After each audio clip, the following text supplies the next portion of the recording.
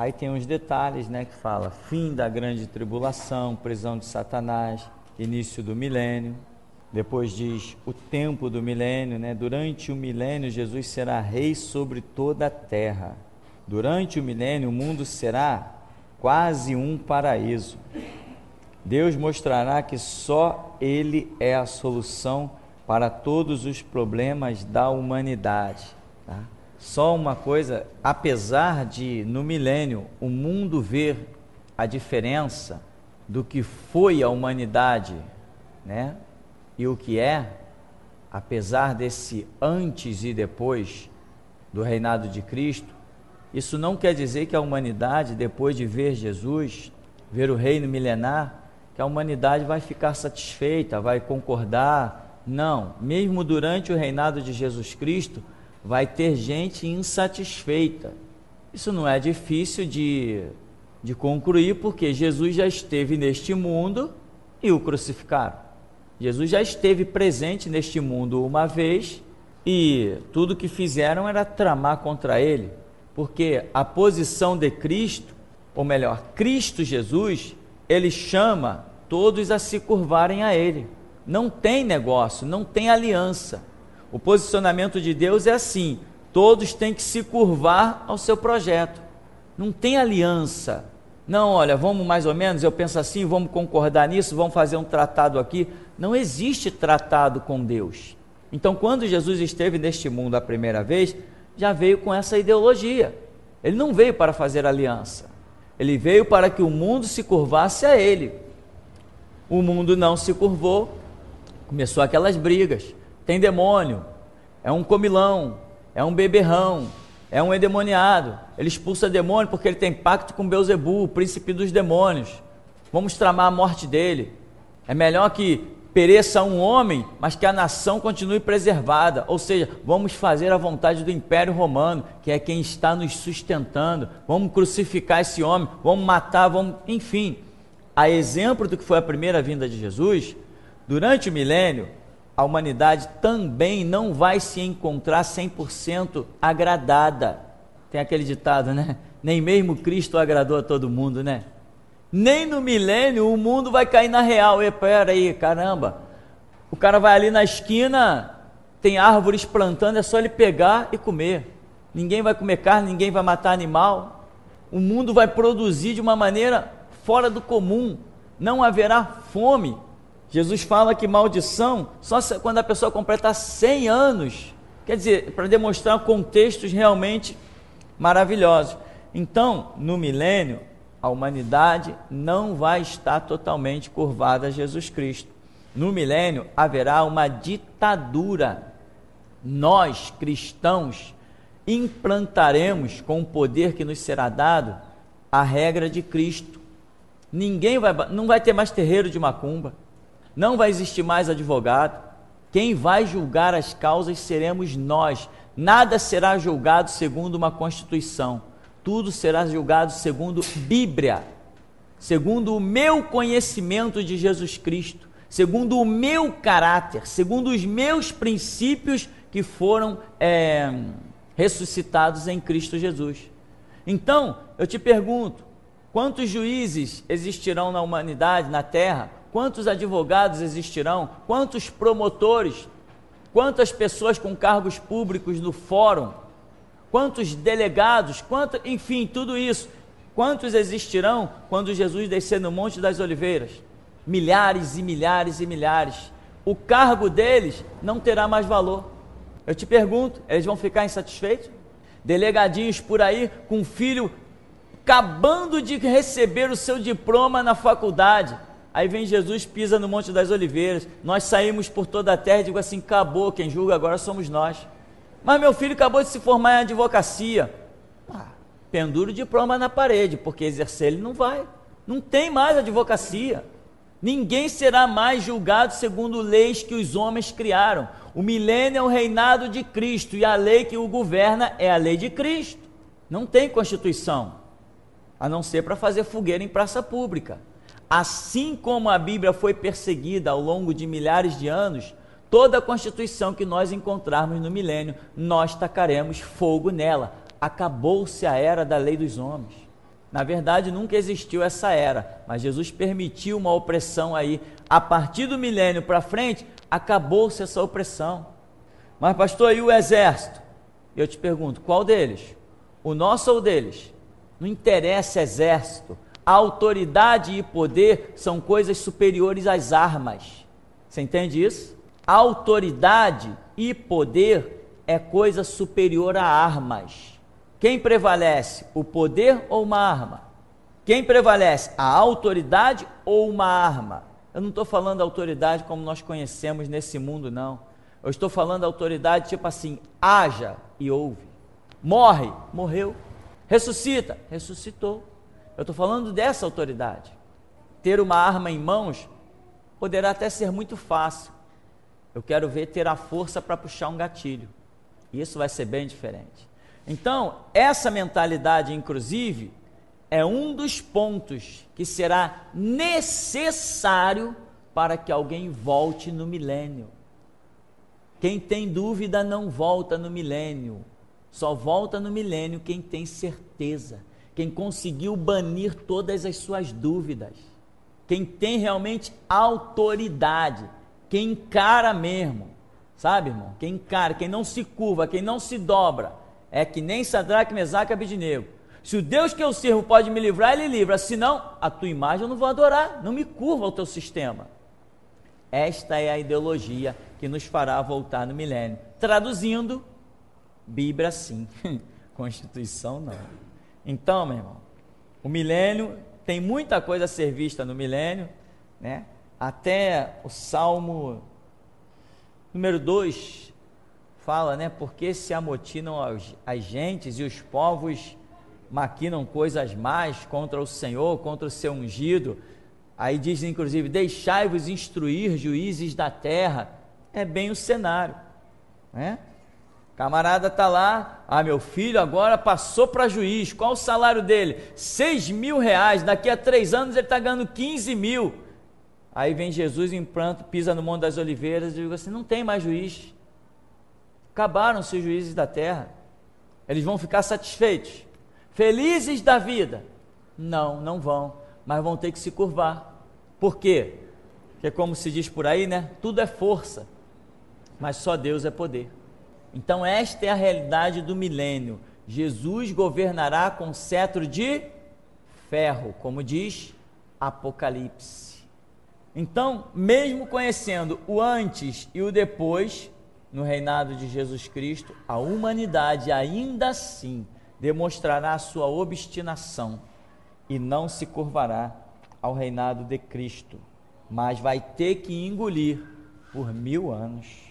Aí diz aqui, fim do milênio, Satanás será solto, após decorridos 1000 anos, ele será solto de sua prisão, sairá a enganar todas as nações e novamente as reunirá para a guerra contra Israel, né? Jesus está reinando. Aqui tem um detalhe, Satanás será solto da sua prisão. Veja bem, tem alguns pastores ignorantes e alguns pregadores estúpidos por aí, analfabetos espirituais, que não sabem o que dizem, não são capazes de dobrar o joelho para buscar a verdade, e quando ouvem a verdade se escandalizam.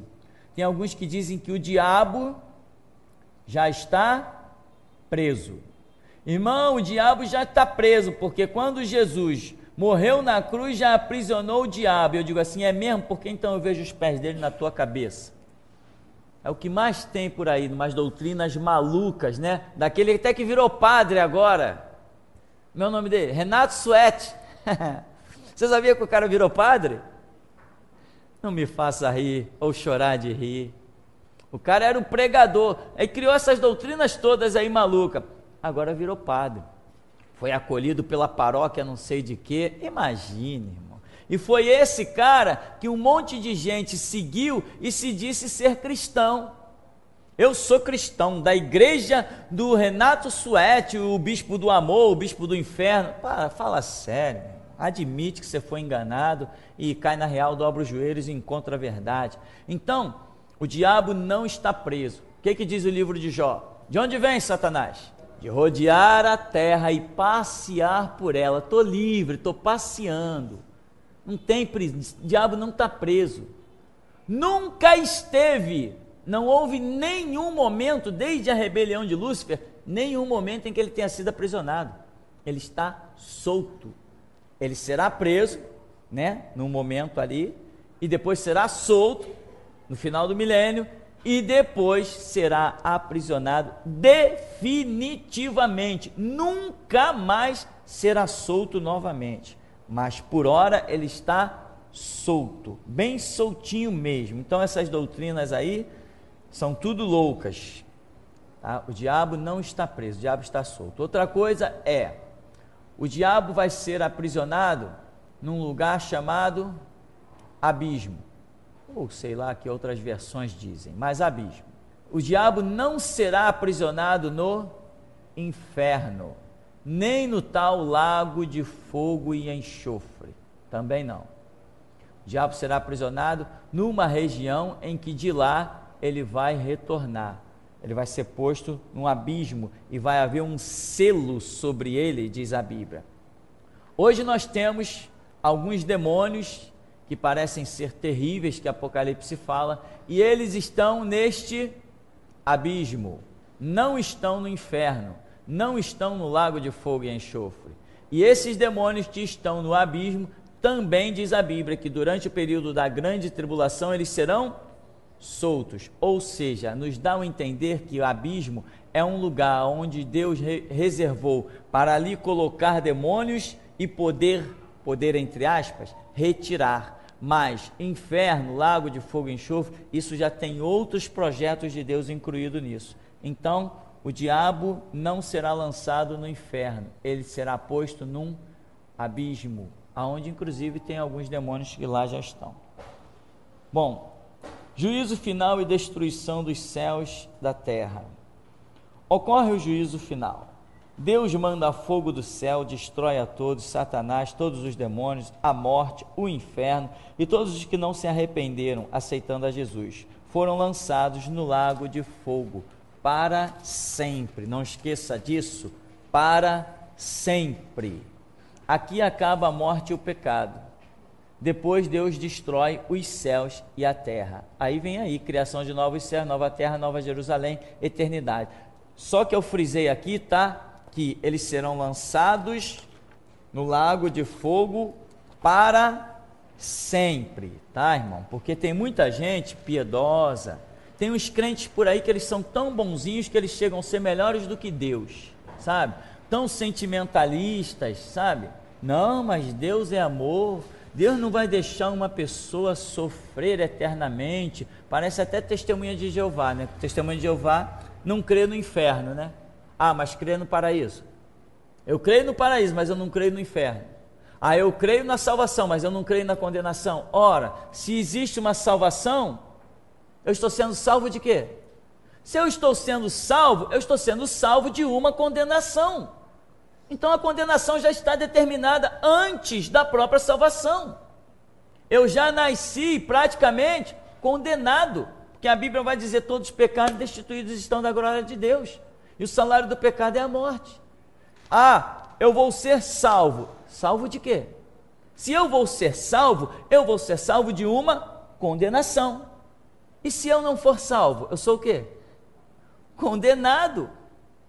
Aí vem os TJs, né, os testemunhos de Jeová, mais alguns crentes tontos e tolos, que não são capazes de ler Bíblia, diz que é crente, mas lê qualquer coisa, menos Bíblia. Lê o jornal, viaja na internet, tem 5 Facebook, 10 e-mails, tweet, que mais? Tem essas coisas todas, segue não sei quem, divulga o artista, divulga tudo que ele quer, futebol, mas não lê a Bíblia. Aí começa com esses papos sem sentido, de que a condenação não é eterna, ou seja, aí entra o católico, a condenação não é eterna, Deus criou o quê? O purgatório, um estágio intermediário. Então a gente faz o seguinte: reza bastante missa, acende bastante vela, manda bastante dinheiro para o Vaticano, e assim os nossos parentes que estão no purgatório vão receber luz, e aí vão sair do purgatório para herdarem a salvação em Jesus Cristo. Olha que história linda, maravilhosa, estou soltando fogos. Que coisa maravilhosa. Não existe. Isso foi uma doutrina criada para aliviar a consciência de caramba, meu parente foi para o inferno. Foi para o inferno e foi mesmo, irmão. Fazer o quê? Quem criou céu e inferno não fui eu, não. Lamento, mas Deus enxugará dos nossos olhos toda lágrima. Fazer o quê? Ah, seu padre, o meu filho foi para o inferno. Não, o seu filho está no purgatório. Reza bastante missa para ele, bastante Pai Nosso, manda bastante dinheiro para o Vaticano, seu filho vai sair do inferno. Não vai sair nada, meu, não vai sair de purgatório nenhum, conversa fiada. Lamento. O que podemos fazer em vida, depois da morte, diz a Bíblia, segue-se o juízo. Depois da morte, segue-se o juízo. Não segue-se misericórdia, segue-se juízo. Então, aí vem os crentezinhos, os testemunhas de Jeová, como dizia um pastor, os testemunhas de Jeová. Não, irmão, o negócio é o seguinte, a alma dos perdidos, quando cai no inferno, o inferno é muito fogo. Então a alma do perdido, quando cai no inferno, ela queima, consome e acabou o sofrimento. Caramba, brilhante! Steven Spielberg deve ter se inspirado no pensamento desses caras, porque, eita, vai ser hollywoodiano assim no inferno, meu irmão. Da onde que o cara tira essa ideia? Que a alma do ser humano perdido cai no inferno, queima e acaba. Quer dizer que a alma agora é material combustível. Queima, quer dizer que o fogo do inferno é o mesmo fogo que a gente conhece aqui. Mas não é mesmo. O fogo do inferno não é fogo, não existe fogo no inferno, meu irmão. Fogo é símbolo de juízo. Juízo é a ausência da graça de Deus. A pessoa vai ser posta num lugar onde ela vai ficar em total descaso, não vai sentir mais isso que nós sentimos aqui, esse preenchimento interior, essa graça que nós sentimos, que está até sobre o ímpio e o blasfêmio, essa graça está sobre ele, senão ele não suportaria viver, ele se suicidaria, entende? Então, essa graça que vai ser retirada, e essas pessoas que vão estar, essas almas que vão estar em determinado lugar, isso é o fogo é o juízo, é a condenação de Deus, não tem fogo nenhum, não queima nada, mas aí você vai encontrar alguns livros brilhantes, né, por aí, né, irmão, que eu fui arrebatado, eu fui no inferno, e eu vi um fogo que queimava, eu vi pessoas num grande caldeirão, e aquela chama por baixo, e aí um demônio vinha e soprava, imagina, até o demônio estava lá, e o demônio via, eu nunca vi demônio nenhum no inferno, esses caras vê tudo, se eu tivesse os olhos dele, o demônio batia aquele grande avental, como é que chama aquele negócio que faz assim, né, o demônio batia aquela grande vento, a chama acendia, ia lá na panela, esquentava e as almas gritavam. Só não disseram uma coisa para esse cara, que os mentirosos não herdarão o reino de Deus. Mas o cara é bom demais, eu admiro. O nome dele é Adão de Campos, é isso, Adão de Campos? É esse? Adão de Campos, era da Assembleia, foi para Deus é Amor, agora deve estar no inferno já pelo tempo. Então, irmão, não tem nada de chama no inferno, não tem nada de fogo, não tem nada disso, não tem nada de alma queimando, o que tem é a ausência da graça de Deus. Aquilo que eles tanto desprezaram, será agora o tormento deles. Caramba, eu sentei no banco da igreja, né? Eu cantei hino, né? Eu fiz orações, eu fui curado, eu vi milagre, eu curei enfermo, eu expulsei demônio. Aí na hora, apartai-vos de mim, nunca vos conheci. Não tem fogo, no inferno não tem fogo. Falar isso deve contrariar metade do mundo, né, irmão? Como é que é, pastor? No inferno não tem fogo? Não tem fogo, no inferno não tem fogo. Então quando você vê alguém dizer assim, irmão, que eu fui arrebatado, eu fui ao inferno, e olha, as chamas são terríveis. Tem um livro aí escrito assim, tu diz assim, é mesmo, a mentira também, irmão, é maior que as chamas. Não tem fogo no inferno. O inferno é um local onde a graça de Deus foi limitada, a graça de Deus não chega lá, Deus limitou a sua graça. Então aqui, onde eu estava? Bom, é isso aí, para sempre, né? Estávamos falando do tal para sempre, que o tormento é para sempre. A salvação não é eterna? A condenação tem que ser eterna. Jesus Cristo, o sacrifício de Cristo foi posto para a salvação? Sim. esse sacrifício de Cristo é eterno para a salvação? Sim. E por que ele não vai ser eterno para a condenação? Eu não estou dizendo isso, irmão, porque eu quero ver o ser humano ardendo, né? Eternamente no inferno. Não é nada disso. Eu estou dizendo isso porque esta é a verdade bíblica. Ninguém aqui quer ver ninguém no inferno. Aliás, que não faz nem diferença querer ver ou não, porque nós não temos poder para isso.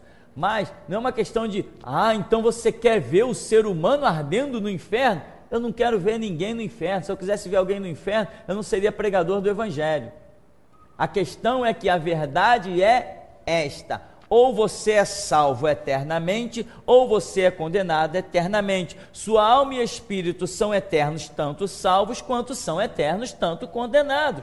Ponto final, não dá para fugir, tá? Então depois vem criação de novos céus, nova terra, nova Jerusalém e eternidade. Não confundir, já falei uma vez, novos céus, nova terra, nova Jerusalém, com coisa da terra. Não, isso aí é coisa espiritual, tá ok, irmão? Novos céus, nova terra, é coisa espiritual. E tem mais, quando Paulo diz aquilo que nós cremos, que é aquilo que olhos não viram, nem ouvidos ouviram, nem jamais penetrou ao coração humano, é aquilo que Deus tem reservado para aqueles que o amam. Se é aquilo que não penetrou ao coração humano, coisa que nós nunca pensamos, então atente para essa realidade. Tudo que você puder pensar de reino de Deus, você ainda, de salvação e reino de Deus e glória de Deus, por mais que você pense, você vai sempre estar fora da realidade. As coisas são muito mais além do que aquilo que nós possamos imaginar.